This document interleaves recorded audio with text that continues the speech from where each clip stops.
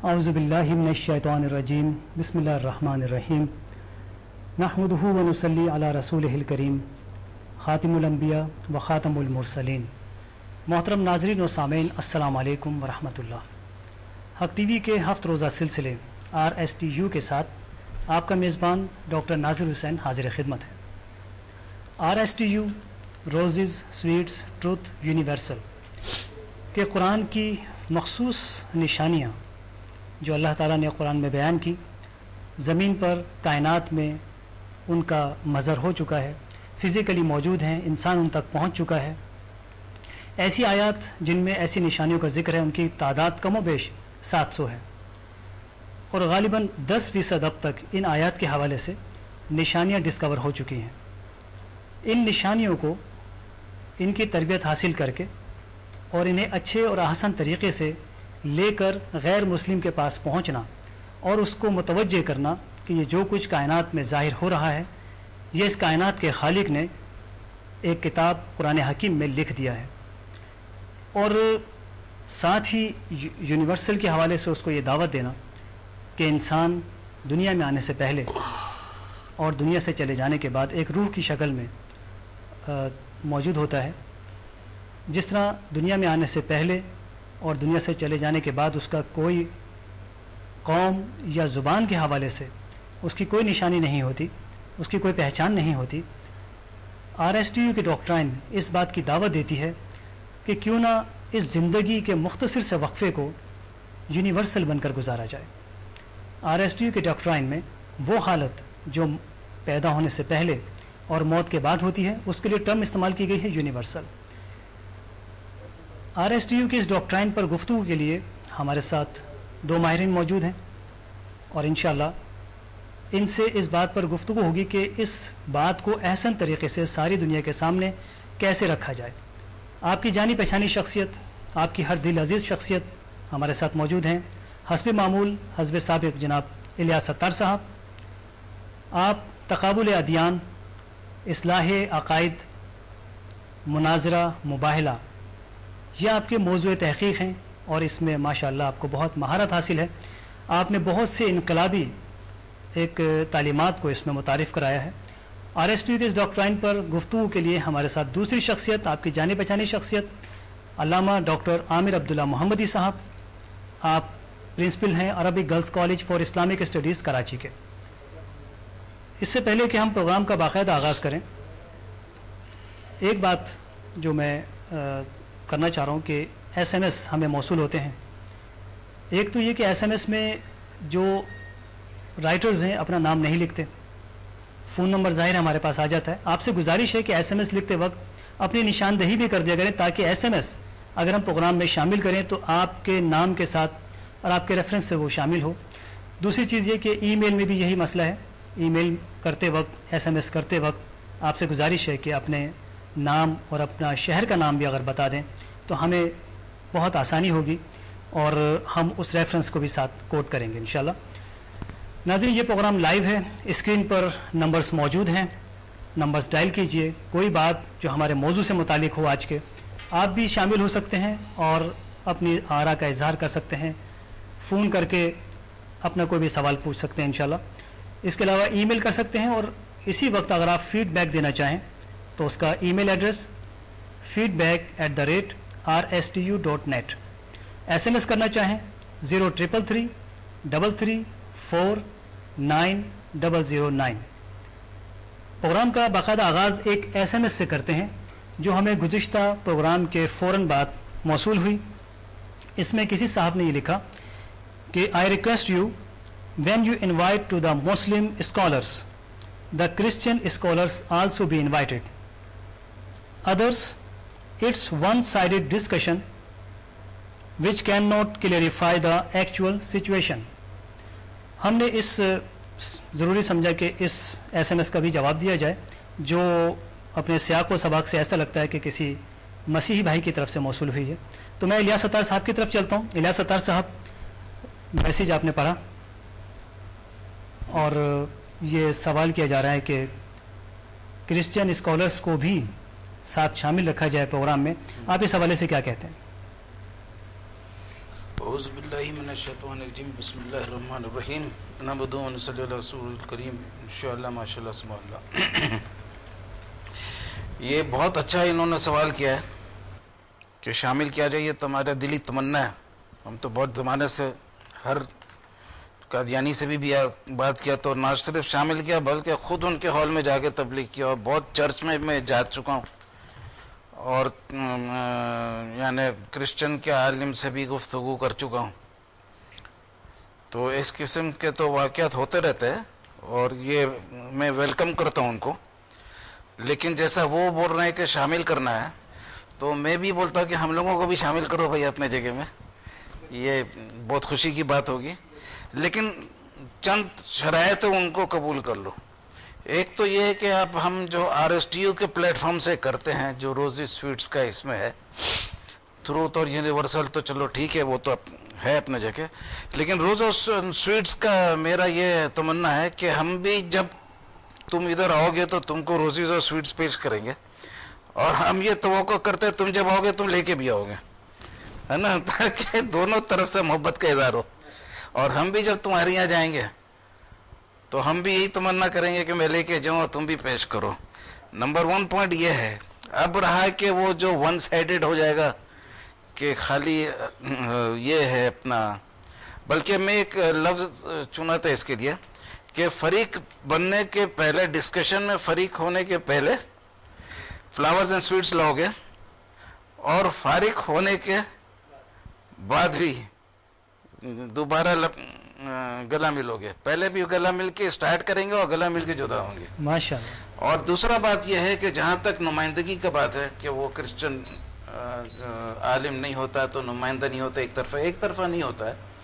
اکیلے بھی ہو تو دو طرفہ ہوتا ہے. وہ ایسے ہوتا ہے کہ میں تو بائبل کا حوالہ دیتا ہوں تو بائبل تو نمائندہ ہے نا کرسچن کا. آدمی نہیں ہے لیکن کتاب تو زیادہ مستند بات ہے. آدمی نمائندہ ہو تو وہ بھی بائبل کو ثبوت کے طور پر پیش کرے گا تب اس کے بعد مستند ہوگا نا. تو ہم تو جو چیز تو مستند کرے گا اپنے بات کو اس کو ساتھ دکھاتے آیت بتاتے فوٹیج میں بتاتے ٹائٹل بھی بتاتے اور اندر بھی بتاتے. اور ہمارا جہاں تک دو طرفہ بات کا ہے وہ تو ہم نے اتنا رکھا ہے کہ قادیانی کو میں نے بولا تھا قادیانی جج منظور اور اگر کورٹ میں سماعت ہو رہا تو میرے غیر موجودگی میں منظور اور اس میں 1 کروڑ کا نام اور بہت کچھ رکھا ہے. یعنی میں صرف ثابت یہ کرنا تھا اس میں یہ نہیں ثابت کرنا تھا کہ مار پیٹ کرنا. کورٹ کا ماحول تھا محبت کا ماحول تھا لیکن اس میں یہ تھا کہ بھئی اگر تمہارے پاس پوائنٹ ہے تو میرا ضد اور آنا نہیں چلے گا. تم اپنے جج کو لے کے آؤ اور فیصلہ کرا دو تو ہم اس میں بھی تم کو 1 کروڑ روپیہ انعام دیں گے ماشاءاللہ. تو ان صاحب کو کیا انصاف کو دعوت ہے اور ان سے یہ بھی ہے کہ ہم کو بھی دعوت ہے میں بھی جاؤں گا لیکن شرط نہیں ہے تمنا ہے خواہش ہے.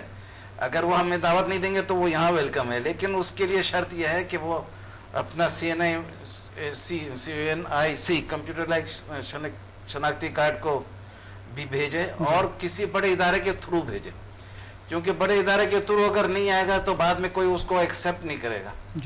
بڑا ادارہ بیچ میں ہو تو کیونکہ کچھ جعلی پن ہو جاتا تو میں اس کا خواہش مند نہیں ہوں. ضرور ظاہر ہے کہ ایک ای میل میں وعدہ 5 سال بعد بولا کہ میرا ای میل ہیک ہو گیا تھا میرے کو یہ سب اتنا ٹائم ویسٹ کرنے کا نہیں ہے. ٹو دا پوائنٹ بات ہو. ٹھیک ہے. یہ آپ کا میسیج انصاف تک پہنچ چکا ہے اور امید ہے کہ آپ اپنے کسی رجسٹرڈ کرسچن ادارے کی طرف سے انشاءاللہ ہم سے کانٹیکٹ کریں گے تو آپ ہمارے پروگرام میں ہمارے ساتھ ہوں گے. اس کے علاوہ اگر آپ ہمیں وہاں انوائٹ کرتے ہیں الیاس ستار صاحب کو اور RSTU کی ٹیم کو الیاس ستار صاحب انشاءاللہ آپ کے اس ادارے میں آپ سے بات کریں گے جو بھی آپ بات کرنا چاہتے ہیں جو آپ کلیریفائی کرنا چاہتے ہیں انشاءاللہ آپ کی بات سنی جائے گی. الیاس ستار صاحب کچھ ایسے موضوعات آج ہم نے چنے ہیں آپ کے لیے آپ سے کلیئر کیے جائیں گے. آپ اکثر ذکر کیا کرتے ہیں کہ جن جس کو ہم سنتے آئے کہ وہ آگ سے بنا ہے اور آپ کہتے ہیں کہ وہ پانی سے بنا ہے. اس موضوع پہ جو تفصیل آپ کے پاس ہے وہ ذرا ناظرین سے شیئر کیجیے. یہ بڑا انٹرسٹنگ پوائنٹ ہے. قرآن کی صداقت کا بھی آپ بولو اس کو قرآن کا نالج کے عروج کا بولو چونکہ ہمیشہ سے انسانی تاریخ میں یہی بات رہا کہ آگ کو پانی بجھاتا ہے. آگ کو پانی بجھانا صحیح ہے. تو یہ قرآن شریف کے 2 آیت ہیں. ایک آیت میں لکھا کہ جن آگ سے بنا دوسری جگہ لکھا ہے کہ ہر زندہ چیز پانی سے بنایا اللہ نے. اب جب اللہ تعالیٰ نے ہر زندہ چیز کو پانی سے بنایا ہے تو اس میں جن بھی انکلوڈ ہے، تو اس کے میں نے جن پانی سے بھی بنا ہے، آگ سے بھی بنا ہے. اب جو پرانے زمانے میں لوگ سوچتے تھے تو تیزاد لگے گا، لیکن تیزاد نہیں ہے، اس لیے کہ پانی جو ہے وہ H2O ہائیڈروجن کا 2 اور آکسیجن ہے اس میں ایک. تو اب یہ جب ان دونوں کو جب الگ کر دیتا ہے نا تو ہائیڈروجن تو بہت ہی جلتا ہے اور آکسیجن مدد کرتا ہے جلنے میں. اور آج کل تو گاڑیاں بھی نکل گئی ہیں اور جنریٹر بھی نکلا ہے. جنریٹر میں کیا ہے کہ ڈیزل سے سٹارٹ ہو جاتا ہے، پھر اس میں پانی کا بھی کچھ دخل آ جاتا ہے، تو پانی سے وہ ہائیڈروجن آکسیجن کو الگ کر کے اور وہ ہائیڈروجن جلتا ہے، آکسیجن مدد کرتا ہے، اور اتنا یہ زوردار ہو جاتا ہے کہ اس میں ایکسپلوژن کا بھی ڈر ہوتا ہے. تو اس میں ایک نیا ترکیب سائنٹسٹ لوگ نکالے ہیں کہ بھئی جتنا کوانٹٹی استعمال ہو رہا ہے اتنا ہی پیدا ہو گاڑی میں بھی جی، اور اس کا اسٹوریج نہیں ہوتا کہ بڑا ایکسپلوژن نہیں ہو. لیکن اب جیسا کوئی مرمت کر رہا اور اس میں چلا رہا ہے اور چھوٹا ایکسپلوژن بھی ہو جائے تو مرمت کرنے والا کا یعنی ڈینجرس ہے. تو پانی ایز این ایکسپلوزو مٹیریل بھی ڈینجرس ہے وین جب اس کے ہائیڈروجن آکسیجن کو الگ کر دو تو صرف آگ نہیں بلکہ بہترین آگ ہے. تو اس کے میں نے یہ ہے کہ جن پانی سے بنے یا آگ سے بنے وہ اللہ کا شان ہے، دونوں طریقے سے بنا سکتا ہے. سبحان اللہ، ماشاء اللہ. ڈاکٹر عامر عبداللہ محمدی صاحب، آپ کیا کہنا چاہیں گے اس موضوع پر؟ ہاں، یہ سائنسی ادوار سے جی قرآن کریم نے کی جو 2 آیات کا انہوں نے تذکرہ کیا کہ ایک تو جس میں شیطان خود کہتا ہے، جو اعتراض کیا اس نے کہ میں افضل ہوں حضرت آدم علیہ السلام سے، کہ اسے مٹی سے پیدا کیا، مجھے آگ سے پیدا کیا گیا، آگ کو جلایا جائے تو بلندی کی طرف جاتی ہے، مٹی کتنی بلندی پہ جائے لیکن نیچے کی طرف آتی ہے. تو اس سے تاثر و خلقتہ من طین. اب وہ آگ سے، اور پھر ایک آیت میں اللہ تعالیٰ فرماتے ہیں کہ ہر جاندار کو اللہ تعالیٰ نے جو ہے وہ پانی سے پیدا کیا، آغاز پانی ہے. تو یہ اللہ تعالیٰ نے کہ کیمیکلی جو تبدیلی اپنی قدرت سے فرمائی ہے.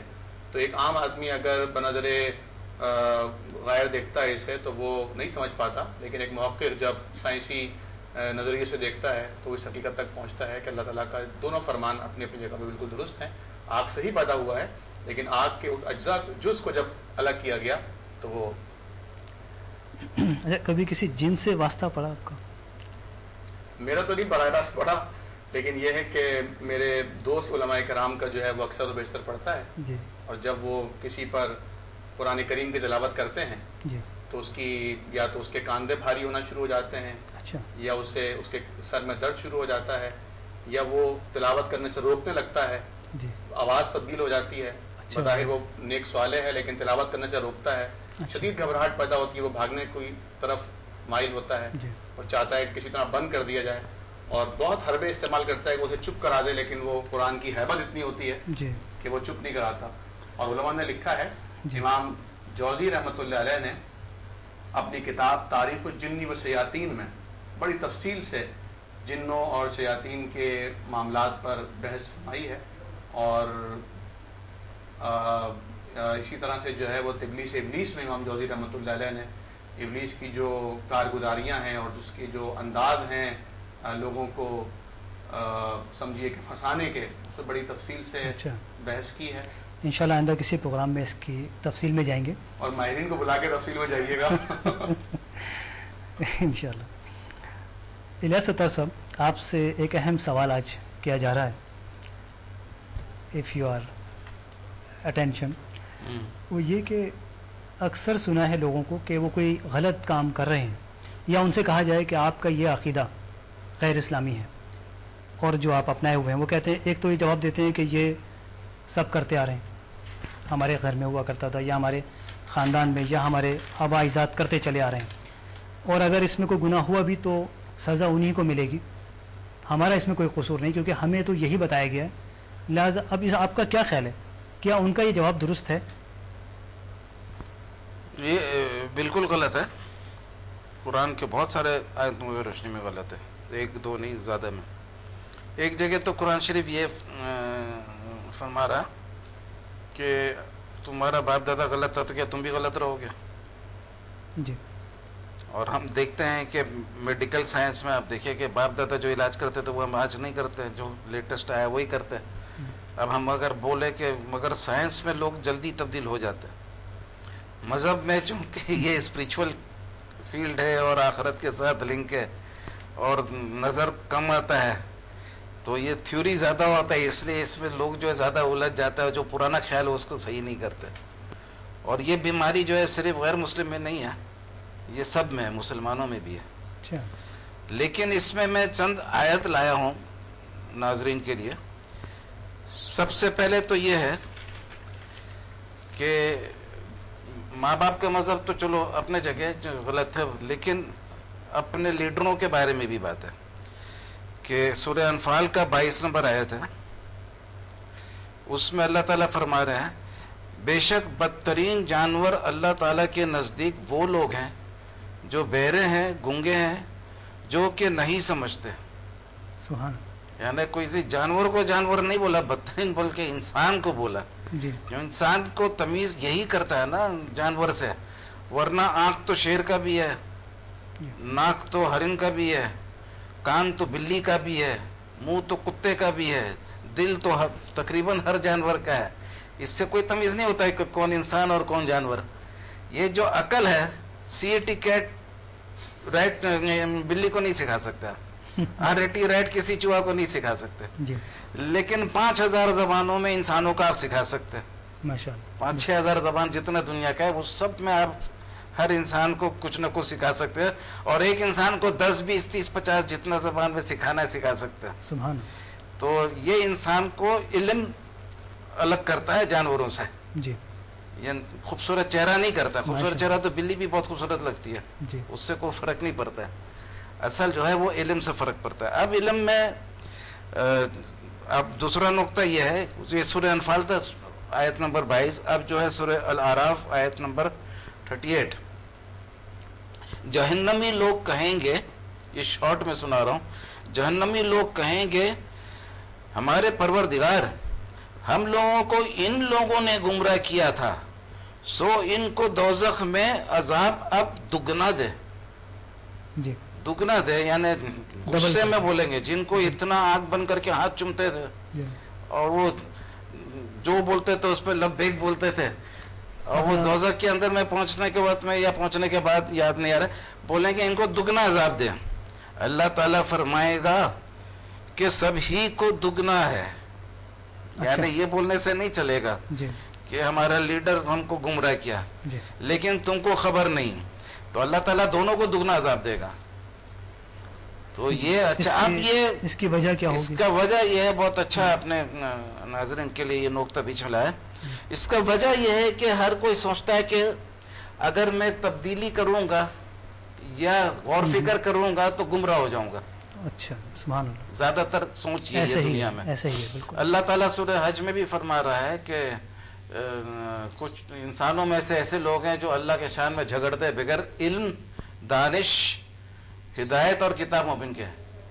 تو دانش بھی ہے، علم بھی ہے، سب چیز کو استعمال کرنا ہے. یہ 22 سورہ حج کا 8 نمبر آیت ہے. ماشاء 22 نمبر سورہ 8 نمبر آیت. تو اب اللہ تعالیٰ نے اس آسان کر دیا ہے. اگر لوگ تھوڑا سا 2-4 منٹ بھی خالی غور فکر کریں تو یہ نقطہ آسانی سے سمجھ میں آ جائے گا جو اب میں بول رہا ہوں کہ آپ کا جو قیامت کے دن جو کامیابی ہے، دنیا کا زندگی اس لیے بسر کر رہے ہیں نا مذہبی ٹائپ اگر کرتے ہیں کہ قیامت کے دن کامیاب ہو. مقصد یہی ہوتا ہے نا. اگر کوئی چوری نہیں کر رہا ہے یا نماز پڑھ رہا ہے، زکوٰۃ دے رہا ہے، اس کا مقصد یہی ہوتا ہے قیامت کے دن کامیاب ہو. بے شک. تو قیامت کے دن کون کامیاب ہوگا وہ اللہ تعالیٰ فرما رہا ہے، اور اس سے سب لوگ اندھیرے میں. 99.99% سارے سب سے مراد 100% نہیں ہے، 1% ہے. کیوں 0.1%. جی 0.1. لیکن اب امید کرتے ہیں کہ 99% ہو جائے یا 100% ہو جائے. وہ نقطہ یہ ہے کہ سورہ مائدہ کے 119 نمبر آیت میں اللہ تعالیٰ فرما رہے ہیں کہ یہ قیامت کا دن وہ دن ہے جس دن سچے لوگ سچائی سے فائدہ اٹھائیں گے. اب سچائی سے فائدہ اٹھائیں گے، یہاں سچائی پہ زور ہے، صحیح ہونا شرط نہیں ہے. جی. اچھا. سچائی کے معنی یہ ہے کہ آپ تحقیق کے بندہ ہیں، آپ حق کا تلاش کر رہے ہیں. سچائی کے معنی یہ نہیں رات کو چوری کیا، بیوی کو صبح بیوی کو بول دیا بیٹی پیتے ہوئے کہ رات کو یہ چوری کہتے اس پیسے کا چائے پی رہے، تو صبح سچ بول دیا اور رات کو چوری کیا، رات کو دنیا اچھا ہو گیا، صبح آخرت صحیح ہو گیا. یہ نہیں ہے.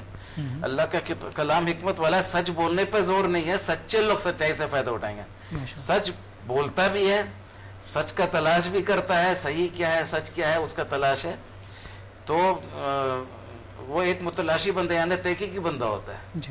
وہ صرف آنکھ بند کر کے زندگی بسر نہیں کرتا ہے، بلکہ معلوم کرنے کا جد و جہد کرتا ہے کہ بھئی کیا صحیح راستہ ہے، کون سے جگہ جانا ہے اس کے لیے. اور دنیا میں بھی ہم دیکھتے ہیں جو تحقیقی بندہ ہوتا ہے وہی آفیسر ہوتا ہے، یعنی کلرک سے بہتر ہوتا ہے. اور جو کلرک ہوتا ہے وہ تھوڑا سا تحقیقی ہوتا ہے تو پیون سے بہتر ہوتا ہے، اور پیون تھوڑا سا بہتر ہوتا ہے تو ذمہ دار سے بہتر ہوتا ہے. تو یہ جو ہوتا ہے علم کی وجہ سے اتنا درجہ ہوتا ہے، اور علم کے معنی تحقیق. لیکن یہ دنیاوی معاملے میں کچھ لوگ تحقیق کر لیتے ہیں، اس میں بھی کم لوگ کرتے ہیں، لیکن آخرت کے معاملے میں بہت کم تحقیقی ہوتے ہیں. وہ سمجھتے ہیں کہ بس لوگوں کا مدد کر دیا، یہ کر دیا. یہ تو ایک moral part of the religion ہے، لیکن جو ایک اسپریچول انلائٹنمنٹ والا بات ہے، اللہ تعالیٰ فرماتے ہیں نا سورہ آل عمران میں کہ اللہ گواہی دیتا ہے، ملائکہ گواہی دیتے ہیں، اور علم والے لوگ جو انصاف پر قائم ہیں وہ بھی گواہی دیتے ہیں کہ اس غالب حکمت والے کے سوا کوئی الہ کی عبادت نہیں. تو علم والے لوگ جو انصاف پہ قائم ہیں، یہاں یہ نہیں ہے کہ وہ جو زکوٰۃ دیتے وہ گواہی دیتے ہیں، یا جو دوسروں کا مدد کرتے وہ گواہی نہیں دے رہے. جو علم والے لوگ ہیں وہ گواہی دیتے. یہ علم ایک الگ چیز ہے جس کے لیے آپ کو جد و جہد کرنا ہے، اپنے دماغ سے، اپنے دل سے، اپنے ٹائم سے، اپنے دولت سے، ان چیزوں کو بھی حاصل کرنا ہے. اصل خوبی یہی ہے انسان کا. کھانا بھی تو جانور کھاتے ہیں نا، صرف ان کا ناک کان منہ کو مثال نہیں، بلکہ کھانا بھی کھاتے ہیں، سب کچھ کرتے ہیں. صرف کپڑا کم لوگ پہنتے ہیں، نہیں پہنتے جانور میں، اور علم نہیں ہے. اور اسی علم سے جو آپ نے مثال دی قرآن کریم کی اس آیت کی، شہید اللہ انہ لا الہ الا ہو والملائکۃ واولو العلم قائما بالقسط لا الہ الا هو العزیز الحکیم. یعنی توحید کی گواہی دے رہے ہیں علم والے وہی تو اسی طرح قرآن کہتا ہے کہ جو علم والے ہیں وہ سب سے بڑھ کر اللہ سے ڈرتے ہیں، کیونکہ کائنات کی وسعتوں کا، قدرتوں کا انہیں علم ہوتا ہے، اللہ تعالیٰ کی طرف ان کا دھیان جاتا ہے. اور مفسرین نے اس سورہ مائدہ کی آیت نمبر 119 کے حوالے سے مفسرین کرام نے کہ یوم ینفع الصادقین صدقہم، صدق سے مراد توحید کا عقیدہ لیا ہے، ماشاءاللہ، کہ وہ لوگ جو دنیا میں اس حقیقت کو اور سچائی کو پا گئے. صادق و امین نبی کریم صلی اللہ علیہ وسلم 40 سال تو مراد لیا ہے، لیکن جو قرآن کہہ رہا ہے 40 سال گزارے صادق اور امین کی حیثیت سے، اور اس کے بعد جب سب نے گواہی دے دی کہ آپ ہی سچے ہیں، کہ اگر آپ یہ کہہ دیں کہ اس پہاڑ دشمن کی فوج آ رہی ہے تو ہم یقین کر لیں گے بنا دیکھے، سبحان اللہ، کیونکہ آپ نے کبھی جھوٹ نہیں بولا. آپ نے کہا تم نے مجھے کیسا پایا ہے، تو آپ نے سب سے بڑا، کائنات کے سب سے بڑے سچے انسان نے، افضل البشر نے سب سے بڑا سچ بولا، قولوا لا الہ الا اللہ تفلحوا. توحید کی گواہی دو، ایک الہ ہے، اس کے علاوہ کوئی الہ نہیں ہے. تو سچ کا قرآن کریم نے بڑا تذکرہ کیا ہے، کونوا مع الصادقین، سچوں کے ساتھ ہو جاؤ. تو سچائی پر قائم رہنا، مگر میں نے جو سچائی پر سلامت رہنا، جنہوں نے سمجھانے کے لیے جو انداز اختیار کیا، نہیں، میں اس کا وضاحت کر دوں کہ سچائی اور صحیح میں تھوڑا فرق ہے. صحیح کا اگر آپ رپورٹ مانگو نا کسی سے، کوئی میڈیکل رپورٹ مانگو تو وہ بولے گا اتنا انفارمیشن دو، اتنا عقل دو، اتنا ٹائم، مہلت، صحت، سب چیز ملے پھر صحیح رپورٹ لائے گا. اور اگر سچ بات بولنے کا ہے تو جو دل اور دماغ میں 1 سیکنڈ میں بول دے گا. اور اللہ کو پتا ہے کہ صحیح تک ہر کوئی نہیں سمجھ سکتا ہے، صحیح تک پہنچنے کے لیے بہت مصیبت ہوتا ہے. اس کے لیے آپ ایک مثال بھی دیتے ہیں، میں ابھی وہ دے رہا تھا نا، اسی پہ آ رہا تھا. تو اب جیسا میرا گھڑی 1 گھنٹہ پہلے بند ہو گیا، اب میرے گھڑی میں 4 بجے، حقیقت میں 5 بجے. عامر عبداللہ بھائی بولے کہ بھئی آپ اپنا کیا ٹائم ہے بتائیے. میں گھڑی میں دیکھا ایسا کانٹا رکا بھائی، یہ نہیں غور کیا، لیکن اس میں دیکھا 4 بجے. میں نے اس کو بول دیا 4 بجے. میں نے سچ بولا، صحیح نہیں بولا، میں جھوٹا نہیں ہوں. تو پرہیز جو ہے جھوٹ سے ہے. غلطی کا اللہ تعالیٰ بولا ہے کہ غلطی معاف ہے. اب جو بندہ حق کا متلاشی ہوگا، حضرت علی کا بھی فرمان ہے، میرے کو یاد نہیں آ رہا، بولے جو بالکل جو غلط ہے وہ ایک الگ چیز ہے، اور جو تلاش کر رہا ہے لیکن حق تک نہیں پہنچا، ہو سکتا موت پہلے آ گیا. اب عمر رضی اللہ عنہ کو زندگی تھی تو وہ تلاوت سنے اور حق قبول کر لیے، لیکن 1 دن پہلے اگر ان کا انتقال ہوتا تو کیا کہلاتا. بات یہ ہے کہ وہ اصل میں آپ کو تلاش حق میں اپنا زندگی گزارنا ہے. کتنا حد تک پہنچے گا وہ تو کوئی بھی نہیں پہنچتا ہے یار. اسلام میں کتنا فرقہ ہے، کرسچن میں تو وہ سابق پادری عبداللہ شیخ بولتا ہے 3000 کتنا فرقہ ہے. لیکن اپنے اسلام میں بھی ہم کو پتا ہے کتنا فرقہ ہے، تو کوئی عالم بھی نہیں پہنچ سکا حق تک. جی بھائی 4 میجر فرقے ہیں تو وہ ایک صحیح ہو سکتا ہے نا, چاروں تو صحیح نہیں ہوں گے, کچھ نہ کچھ گڑبڑ تو چاروں میں ہے.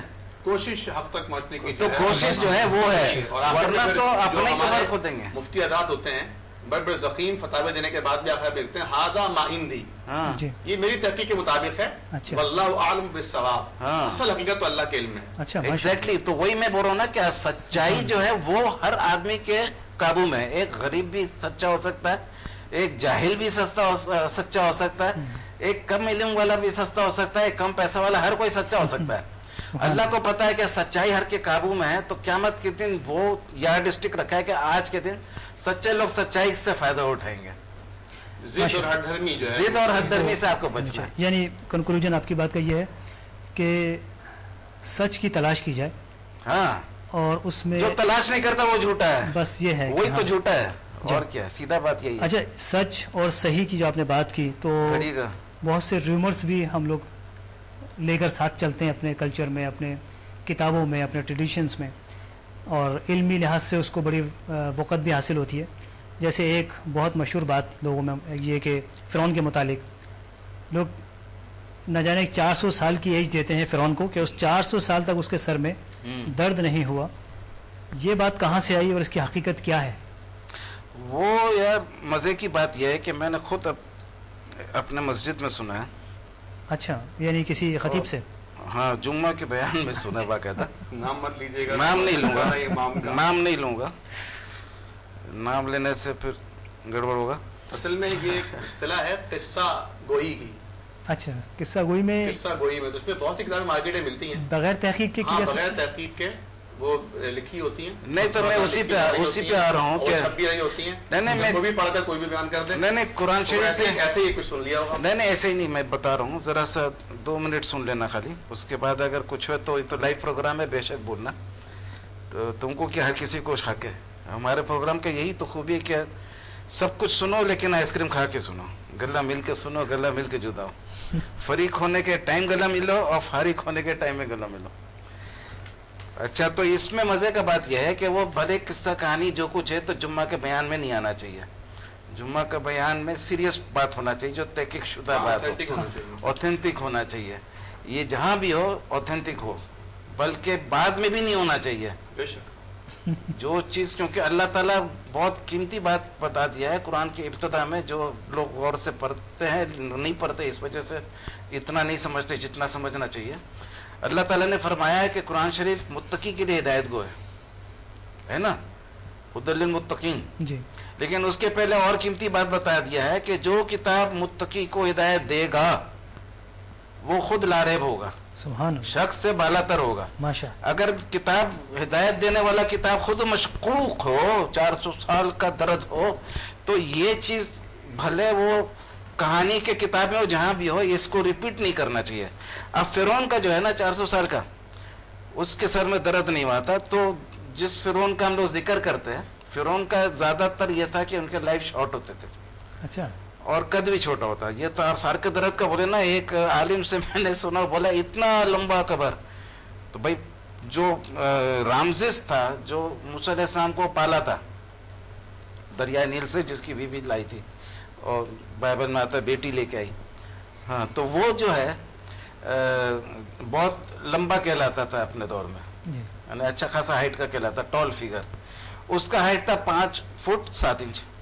اچھا, یعنی 5 فٹ 7 انچ. آج کل بھی ایسا ہوتا ہے نا یار, بلکہ ویسٹرن کنٹریز میں چلے جاؤ تو سبھی اس سے زیادہ ہوتے تقریباً, 6 فٹ کے تو آرام سے ہوتے ہیں, اور وہ 5 فٹ 60 انچ کا تھا. اور یہ کوئی ڈینائی نہیں کر سکتا ہے, یہ مدلل بات ہے, مستند بات ہے, کہانیوں کی کتاب میں نہیں. یہاں کیرو میں اس کا لاش موجود ہے, جا کے دیکھ لو اس کا قبر کتنا لمبا. وہ تو قبر ہی نہیں ہے, وہ تو دوسرے ٹائپ کا ہے, وہ تو لاش محفوظ کیا ہوا ہے. بالکل تابوت. تو وہ قبر کا کہانی بھی غلط, لمبا قبر بھی غلط, 2 غلطی ایک کہانی میں. ایسے کتابیں وہ کیوں لاتے ہو یار؟ کتابوں میں لکھا ہے کہ یوسف علیہ السلام بادشاہ تھے, قرآن اور بائبل دونوں سے ثابت ہے کہ نہیں تھے بادشاہ.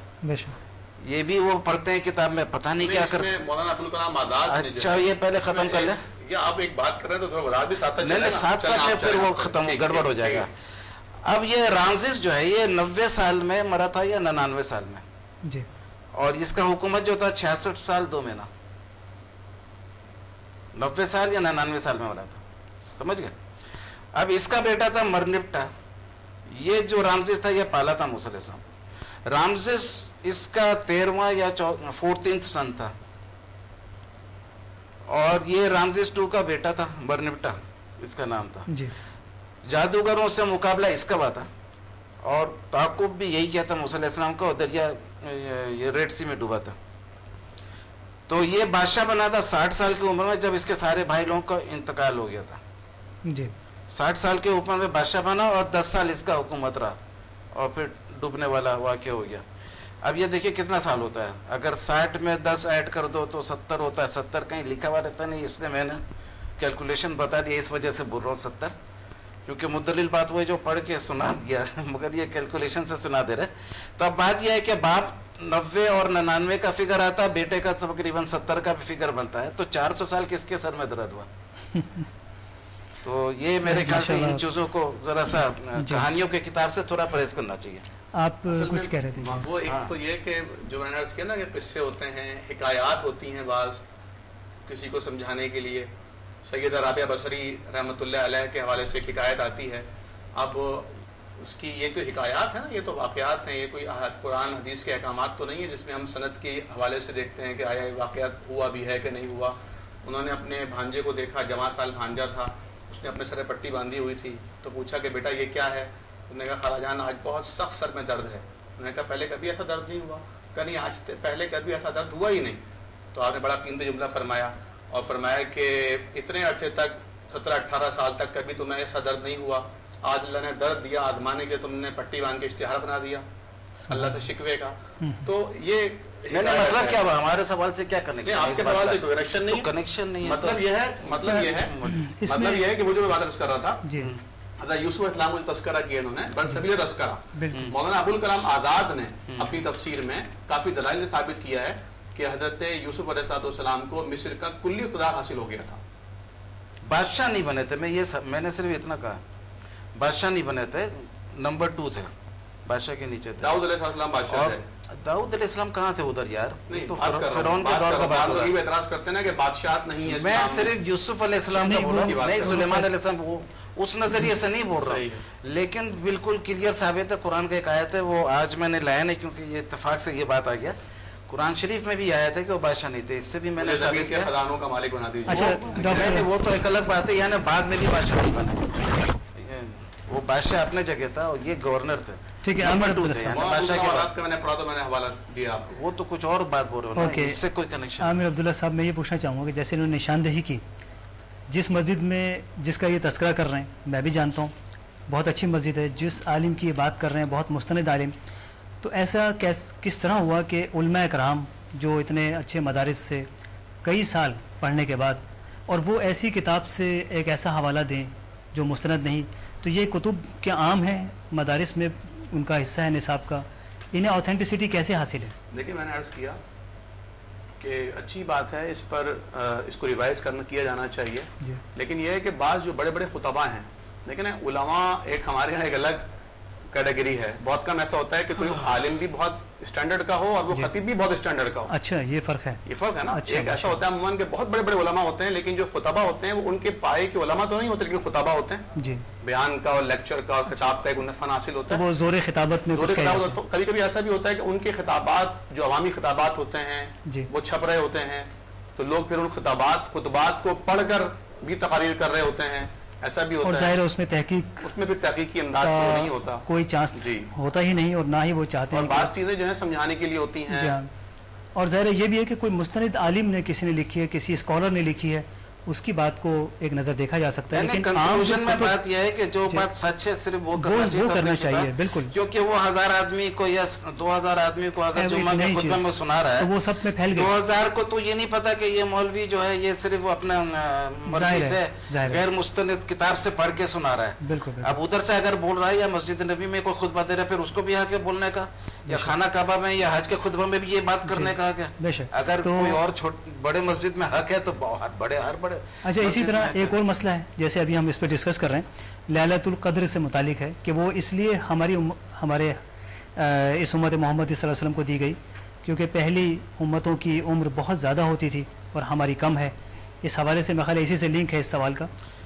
یہ اصل میں میرے ذہن میں آیا تھا کہ دیکھیں کیونکہ عام لوگوں کا عمر کا اتنا کنسپٹ نہیں آتا ہے، لیکن نبیوں کو عمر دیا ہوا رہتا ہے اور اس کے ساتھ کچھ ڈسکرپشن بھی ہوتا ہے کہ زیادہ تھا یا کم تھا. جی. تو چونکہ یہ دیکھا گیا ہے کہ بائبل میں ابتدا میں لکھا ہوا ہے کہ آج سے اب سے انسانوں کا عمر 120 سے زیادہ نہیں ہوگا. اس کے بعد کچھ آیا ہے 120 سے بھی زیادہ آیا، بلکہ Guinness book of world record میں بھی آیا، جس سے میں نے بتایا کہ یار یہ 120 سے تو ایکسیڈ کر گیا. Guinness book of world record میں ایک مرد بھی 120 سے زیادہ، عورت بھی 120 سے زیادہ. تو وہ بائبل کا تو اگر اللہ نے اعلان کیا تو پھر وہ تو گڑبڑ ہو جاتا ہے. تو بہرحال مگر اس سے یہ اخذ کر سکتے ہیں آپ کہ 120 لاسٹ ایئرز آف لائف کہلاتا تھا. جی. اور اس کے بعد بھی 2-3 سال عمر انکریز کیا ہے نا گینیز بک میں، کوئی بہت لمبا انکریز نہیں ہے. جی. کہ 200-300 سال یا 300 سال کا بندہ کوئی نہیں ہے. جی.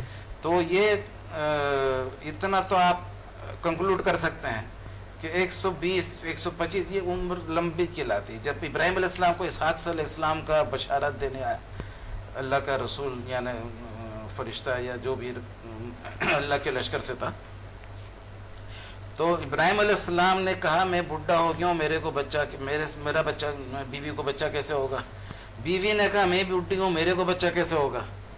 تو وہ اللہ کے جو فرشتے یا جو بھی لشکر سے تھے انہوں نے کہا اللہ کے لیے سب آسان ہے. لیکن اس وقت ابراہیم علیہ السلام کا عمر کتنا تھا؟ ابراہیم علیہ السلام صرف 100 سال کے تھے اور وہ اپنے آپ کو بڈھا بول رہے ہیں.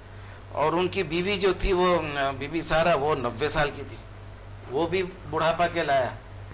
اور پھر اب ہم دیکھتے ہیں کہ یہ نبیوں کا میں عمر لکھ کے لایا ہوں کہ حضرت آدم علیہ السلام 930 سال آتا ان کا، ادریس علیہ السلام ان کے بعد 83 سال، نوح علیہ السلام 950 سال، 950 سال نوح علیہ السلام. جی.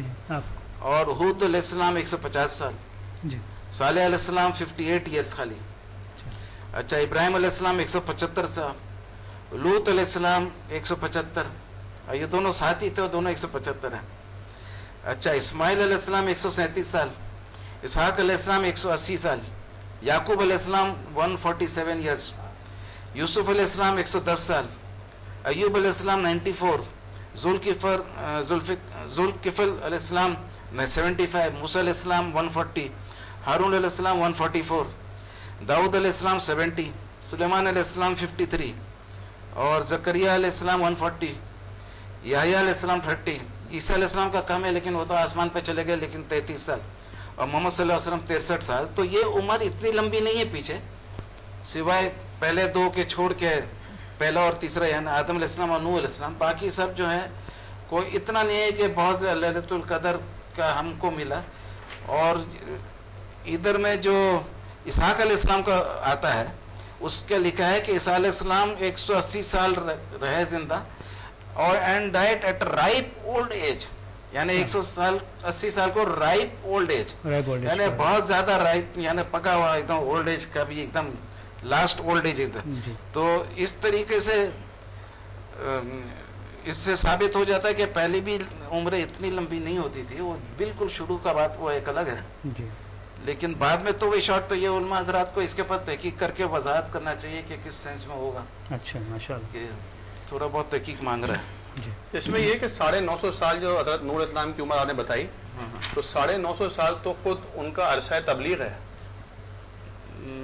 جو عرصہ تبلیغ ہے وہ 950 سال ہے. یہ دیکھ لینا نبوت کے ملنے کے بعد 950 سال تک تبلیغ کی، پھر اس کے بعد دعا مانگی، پھر عذاب آیا، پھر بچایا گیا. نہیں یہ 950 صرف تبلیغ کا نہیں ہے میرے خیال سے، یہ دیکھ لیں گے مگر میرے خیال سے یہ کہاں سے یہ 950 تو قرآن سے بھی ہے. نہیں یہ باقی جو ساری ایجز ہیں یہ تو بہت جگہ سے آتا ہے، یعنی میں نے تو بائبل سے بھی لیا ہے. اور یہ مسجد میں ایک وہ بورڈ بنا ہوا ہے مسجد، بہت سارے مسجدوں میں، اور اس میں یہ سب ایجز لکھے ہوئے ہیں. ویسے یہ جو آپ نے حدیث کا حوالہ دیا ہے یہ صحیح حدیث ہے. اور صحابہ کرام بڑے بے چین تھے کہ پچھلی امتوں میں جو ہے وہ لوگ اتنی طویل ریاضتیں کیا کرتے تھے رہبانیت کا تصور تھا، اپنے آپ کو وقف کر دیا کرتے تھے اللہ تعالیٰ کے لیے، باہر نکل جایا کرتے تھے، کوئی ذمہ داری نہیں ہوتی تھی، خان کی ذمہ داری، ایسی مصروفیات نہیں تھیں. تو ہماری تو بہت کم زندگی ہے اس حساب سے، ہم اسلام لائے ہوئے بہت کم عرصہ ہوا ہے، تو ہمارا کیا ہوگا. تو پھر قرآن کریم نے جو ہے وہ اس کے شان نزول میں یہ روایت آتی ہیں کہ ایک رات جو ہے وہ 1000 مہینوں کی عبادت سے بہتر ہے. ماشاء اللہ. اچھا، اس کے علاوہ سورہ ملک کی آیت کے حوالے سے جو آپ نے ایک نئی تحقیق سامنے لے کر آئے کہ اس میں اس طرف اشارہ ہے کہ اگر ایک صبح تم اٹھو، جس کا مفہوم ہے کہ ایک صبح تم اٹھو اور دیکھو کہ زمین کا سارا پانی غائب ہو چکا ہے، زمین پر کوئی پانی، یعنی سمندروں میں بھی پانی موجود نہیں، دریاؤں میں بھی، آبشاروں میں بھی سارا پانی خشک ہو چکا ہے. اور آپ نے اس کی کیلکولیشن پیش کی کہ یہ کیسے ممکن ہے کہ اتنا زمینی حصہ ہم دیکھیں تو وہ 30-35% نظر آتا ہے، 70% سے زائد پانی کا حصہ ہے. اتنا پانی زمین میں کیسے جائے گا؟ یہ آپ کی تحقیق ہم اپنے ناظرین کو بھی سنانا چاہیں گے.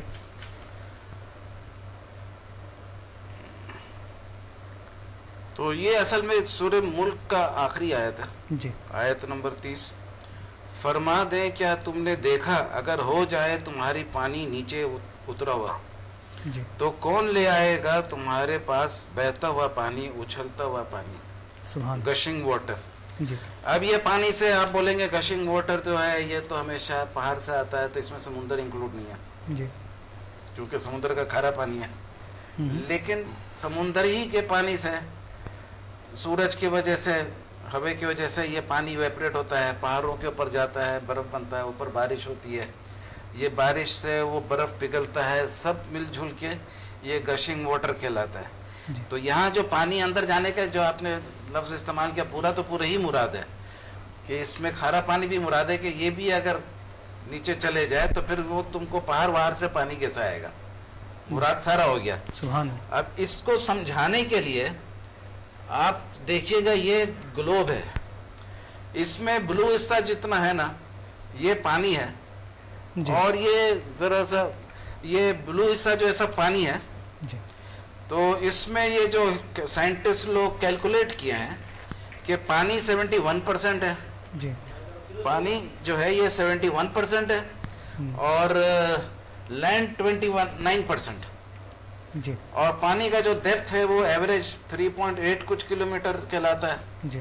ڈیپسٹ حصہ جو ہے وہ 11 کلومیٹر کچھ کہلاتا ہے.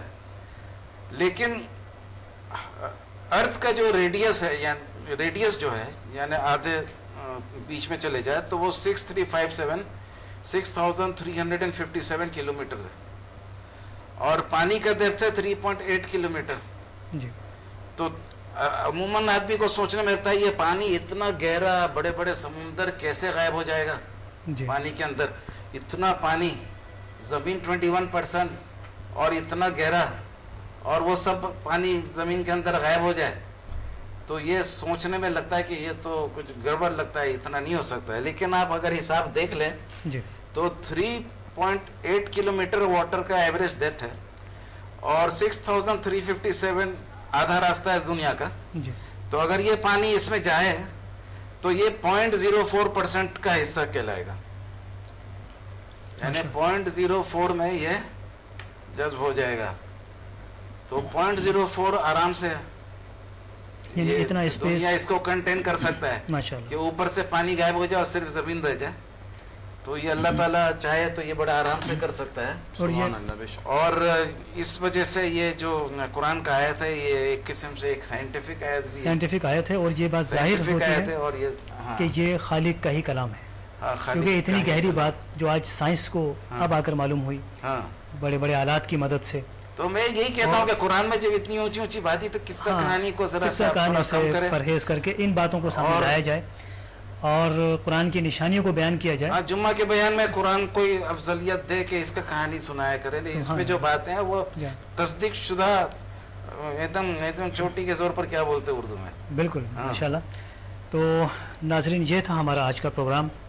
میں بہت مشکور ہوں جناب الیاس ستار صاحب کا، ڈاکٹر عامر عبداللہ محمدی صاحب کا، آپ آئے شرکت کی، اور پروگرام کے دوران تحقیق کے دوران مختلف موضوع سامنے آتے ہیں، بہت سے کنٹروورشل ہوتے ہیں، بہت سے اوتھینٹک ہوتے ہیں، بہت سے ہمارے لیے نئے ہوتے ہیں، اور اچانک پہلی بار سننے میں انسان ششدر رہ جاتا ہے کہ کیا ایسا ہے، اور اگر تحقیق کی جائے تو بہت سے رازوں سے پردہ اٹھتا ہے، بہت سے نئے پہلو سامنے آتے ہیں، اور جیسے کہ الیاس ستار صاحب نے کہا، ڈاکٹر عامر عبداللہ صاحب نے بھی کہا کہ ہمیں تحقیق کرنی ہوگی اور قرآن کی ان نشانیوں کو جو آج ساری دنیا جن کا مشاہدہ کر رہی ہے اور جو ساری دنیا کا موضوع خاص ہیں، ہمیں بھی ان پر اپنی بات کرنی ہوگی۔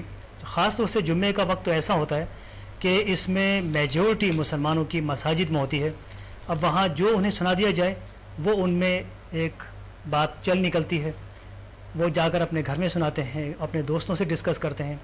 جمعے کا بیان تقریباً 1 یا 2 دن تک لوگوں میں موضوع بحث رہتا ہے، اس لیے اگر قرآن کی ان نشانیوں کو، جیسے کہ سورہ ملک کی آخری آیت، اگر ایسی آیات کو فرعون کے حوالے سے، شہد کی مکھی کے حوالے سے اور سولر ایپیکس کے حوالے سے اگر یہ بتایا جائے تو لوگوں کے ایمان کا گراف بھی بلند ہوگا، اور اگر غیر مسلم سنیں تو وہ اسلام کی طرف متوجہ ہوں گے۔ آئندہ ہفتے انشاءاللہ اسی قسم کے موضوعات کے ساتھ حاضر ہوں گے۔ ہر جمعرات کو دن 4 بجے ہمارا پروگرام ریپیٹ ٹیلی کاسٹ کیا جاتا ہے، اپنی آرا سے ہمیں مطلع کیجیے گا، اور حق ٹی وی کی پوری ٹیم، ڈائریکٹر زہیب صدیقی صاحب، اپنے میزبان ڈاکٹر ناظر حسین کو اجازت دیجیے۔ اللہ حافظ۔